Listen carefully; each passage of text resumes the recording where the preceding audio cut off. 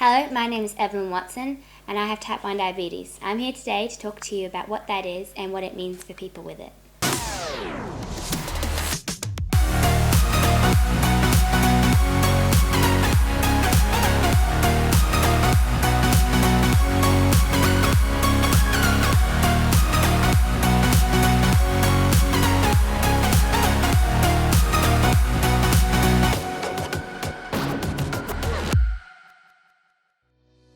One of the biggest misconceptions with diabetes is that people think that any type of diabetes meant that you had a very bad lifestyle of eating before you get it.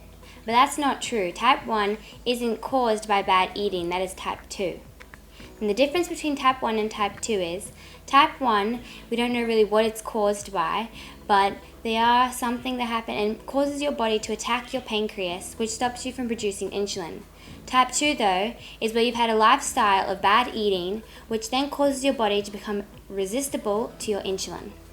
More differences between type 1 and type 2 is, type 1 are fully independent upon insulin being injected from other sources, which what we get. Type 2, though, you still produce some insulin, so your body can be persuaded to listen to it by good healthy eating and trying to stay away from sugar. You can sometimes make your insulin be more responsive and your body not be so silly. But type 1, there is no way to get your beta cells to produce insulin. Your beta cells have died because they've been destroyed by your body. Your body actually kills them. We don't know why that happens, but that's what happens. And type 2 and type 1, both though, you can still sometimes end up having to inject insulin, because type 2, if you don't look after your bloods, your body will continue being resistant towards your insulin.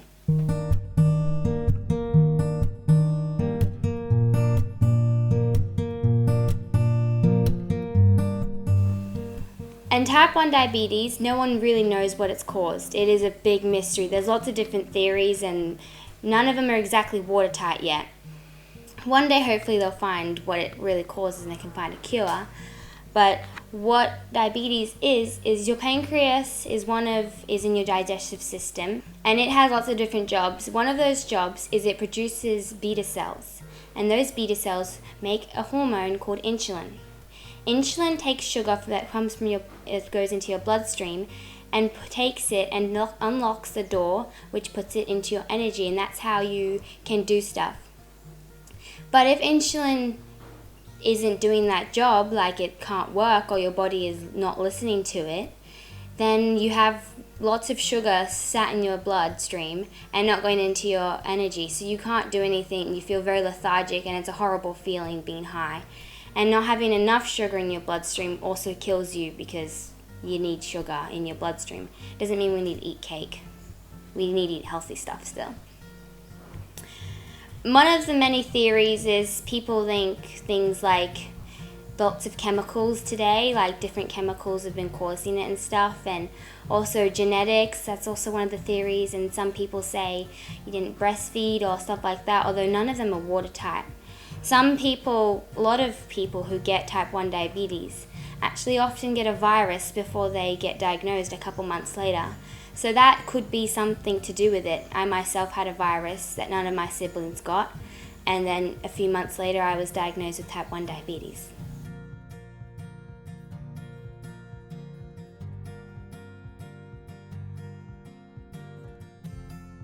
I have 6 siblings and I grew up on an organic farm, and we always go swimming and stuff in the creek nearby, and through my childhood, I've had a very good childhood with lots of fun with my siblings.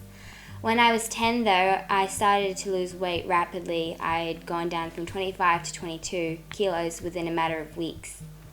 As a child, I was a very energetic kid and I always used to run around and have fun, but for some reason I just didn't want to do anything. I kind of just felt like I had no energy and I just wanted to lay there and do nothing. One day, my sister told my mother that I'd been going to the toilet constantly, and my mum had never realized. My mum had noticed I'd been getting skinny, and so she put 2 and 2 together, and so she looked it up, and she because I hadn't been drinking water, she wasn't entirely sure if I did have diabetes, but she had a suspicion.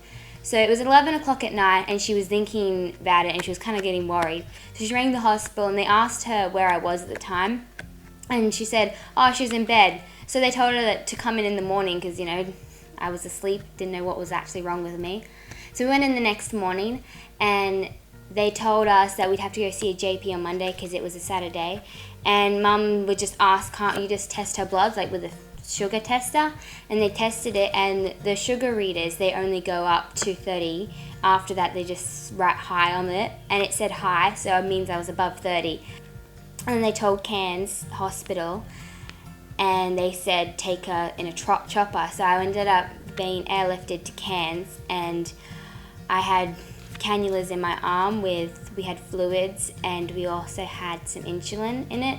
And that was my first ever time getting injected, and that was the 23rd of January, which was 94 years exactly after the first successful insulin injection.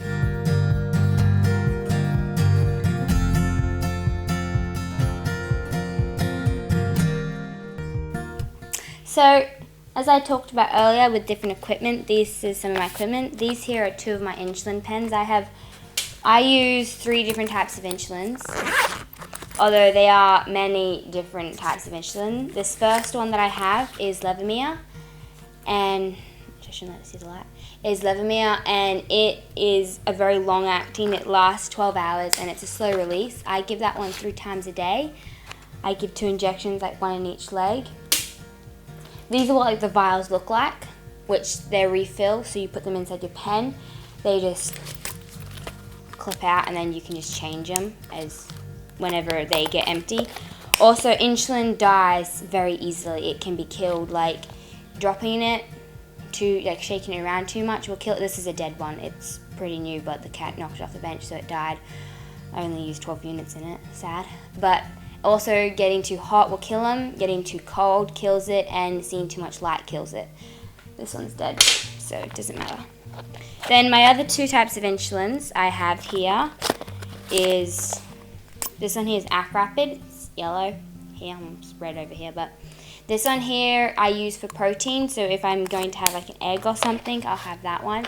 And it like is about 4 to 5 hours, and it's a very more slow, not as slow as Levemir, but it is also pretty slow.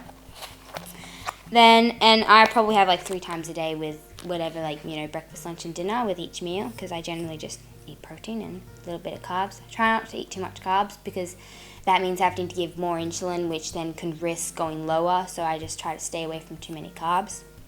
My last insulin is Nova Rapid, and it's red, and it works the fastest. It is used for if I eat any carbohydrates or any sugars like that. I use this one because it works within an hour. And if I'm high or anything like that, like I need a correction, like I've some, like the Levemir didn't work quite nicely, or I didn't quite give enough Acrapid and it's gone high or something like that later on, I use this one, and that brings it down. So in total, I give about I give anywhere between 15 to 20 injections a day, sometimes more. And also, because it's sadly the disease doesn't stop at night, it continues on through the night. So I don't wake up very easily in the night. I'm a bit of a deep sleeper, so Mum usually wakes up for me if I go low. Like this Dexcom here, the receiver, it buzzes and sets off an alarm if it goes that we've set it to go. It just did just then. It's saying I'm high, which it is. I gave insulin just a minute ago for that. And it buzzes and it will make an alarm if you go high or low. And so Mum wakes up to that, I don't. So then Mum will come in and give insulin and stuff like that throughout the night whenever it's needed. Or honey if I need it. Then these here are little one-use needles that you just peel off and screw them on, and they've got a needle in them. And you always have to prime it, like just squirt like a unit or 2 out just to make sure that it's not getting air bubbles in it before you use it. Other thing is my test kit, because the Dexcom tests my bloods for me, but you always like to recalibrate it once a day just to make sure it isn't lying, because sometimes it can lie if like you've actually kinked the needle or something like that. So the test kit you have, this is where you put you have your test strips. Your test strip goes in there. You have your pricker, you get some blood, and then and it takes a few moments, but then it'll come up with what your blood sugars are. And then I also I've never used this before, to be honest, because I haven't yet needed it, thankfully, which is very thankfully. This is a glucose injection, and it is if I go into a coma because I've not got enough sugar. Like if I give too much insulin, I can easily die because I go into a coma and I become unresponsive and I just die instantly like that if I go too low. And also going too high also means death. It's a bit slower because you have to be high for a while to go into a coma, but as soon as you go below a certain number, you instantly just go into a coma and your body starts to shut down. And I have been low before, and I've actually started to feel pins and needles in my hands once. I've only ever felt it once before, but that was one of the scariest things because my hands were getting pins and needles and my feet, and I kind of felt like just laying down and going to sleep. But I came out not too long ago. But so this is it. It's literally just a very big needle that you stick into the top of your leg. And then, so this is just water in here. In here is glucose powder, this little thing. So you put the needle into this because it's got like a rubber thing on the top of it. You put all the water into this, you shake it up, take it out, and then you've got your glucose in here, and you just shove it top of the leg. And that's how you want it. You kind of want it into the muscle because that's going to work even quicker. And it doesn't keep you awake for very long. If I'm in a coma and I get given this, it will wake me up for 7 minutes. It will last like 7 minutes, so I have 7 minutes to eat some jelly beans and get some sugar into me. Otherwise, I will go back into the coma, which is a bit scary. So it is pretty scary knowing that I can easily just go into a coma and die. Like, I've had a couple scary moments. Like, one time Mum gave my Levemir, which is a very slow acting, and I give a lot more Levemir than I would Novorapid because it lasts for a lot longer. And that deals with like any running around and growth and stuff like that. That's what the Levemir deals with. And one time it was nighttime and I'd already gone to sleep because we give one quite late at night.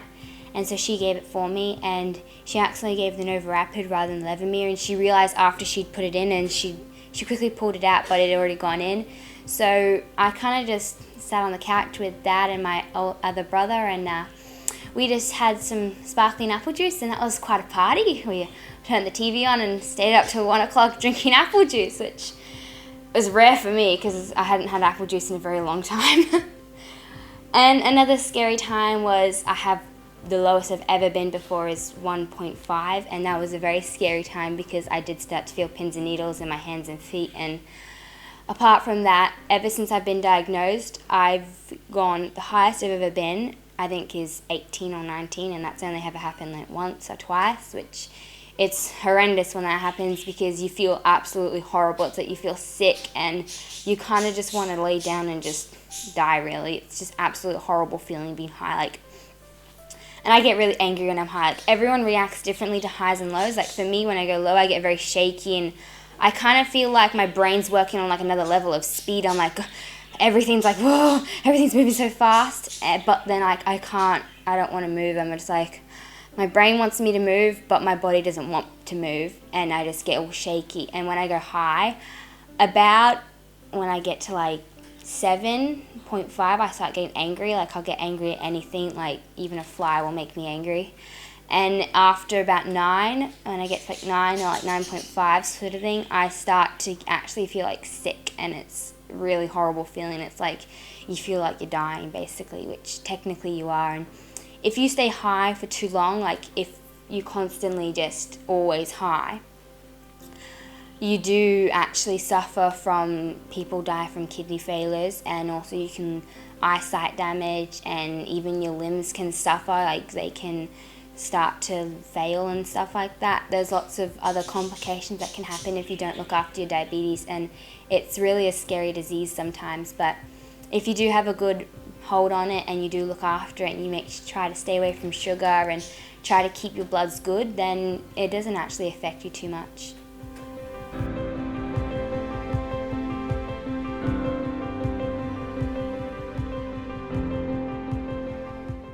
Another thing is because my insulin is all subsidized, and also the Dexcom G4, like the sensors are also subsidized by the government. Like you have the middle grey part, I change that every 6 months sort of thing, about there, and it costs probably about like $600. And then also the actual sensor with the needle inside it that goes into your arm, that costs around about like $150. And I change that every 2 weeks, like I'll put it on the next arm. Like this is a very new one, changed it yesterday. Which when I turned 21, the government no longer subsidizes for this, and so it does cost quite a bit to be able to just stay alive and to make life more convenient, because this here makes life more convenient. But also, like the needles cost a bit more, and like also the glucose injection and the insulin and the pens, those aren't quite as subsidized. Insulin's still a bit subsidized, but I do have to pay for it when I get older. So it is a lot harder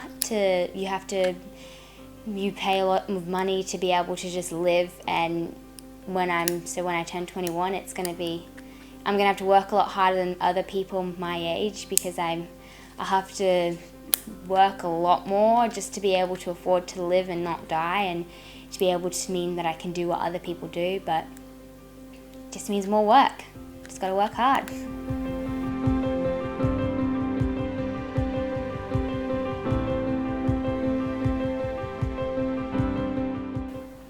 When my dad died 2 years ago, I had to become a lot more independent because Mum had to go out to work a lot more to be able to support us.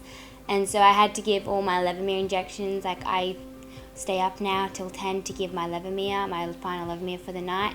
And it also means I had to just grow up a lot quicker and to just look after my bloods more and be more of the one that does it. Although Mum still does look after me at night because I still don't wake up. But I do all of the mornings and the daytimes by myself now. Although she's always there, so if I need help or something, I can always still go to her.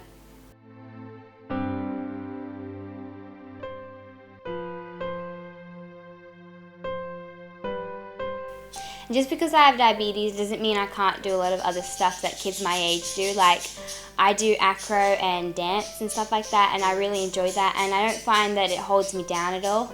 I also play the flute and the piano, and I always hang out with my brothers and my friends and my sisters and my cousins. Like we go camping sometimes. I have to be careful though when I go camping, because if I do break my insulin or something, like it gets dead or something, it is something to always think about. Also with my Dexcom, like jumping into water, because like we like to go swimming and we like to jump from rocks and stuff and jump into the water, I do have to be careful because it can rip out if it's not on properly. That's why you can get like special tape and stuff to hold it down better, but I just get an odd sock that doesn't have a pair that no one wants, and you just chop the top off of it and it works as a great armband.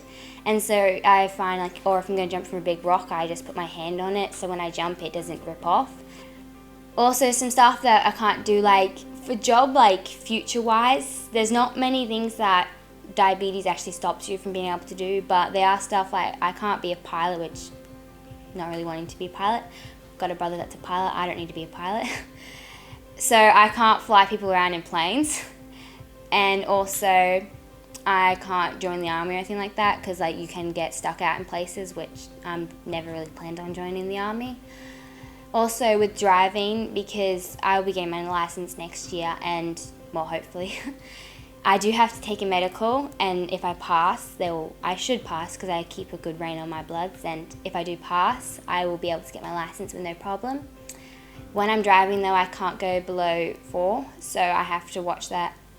So if I think like I'm going to go low while I'm driving, I'll eat something before I'll set off. Like I'd have to do that. And going high isn't too much of a worry while driving, because you don't just pass out anytime, but there are rules in place to make sure you don't drive if you're low, because you can pass out quite easily, and that could cause an accident where other people get injured, not just myself. So apart from that, I just have to be vigilant and I'll be alright. I'd like to thank Mum for always being there for me and always looking after my bloods at night and getting much sleep for the last 4.5 years, and for helping me with trying to figure out what to eat and what not to eat. And I also like to thank Wet Tropic Times for having me on the Next Gen series, and thanks for watching.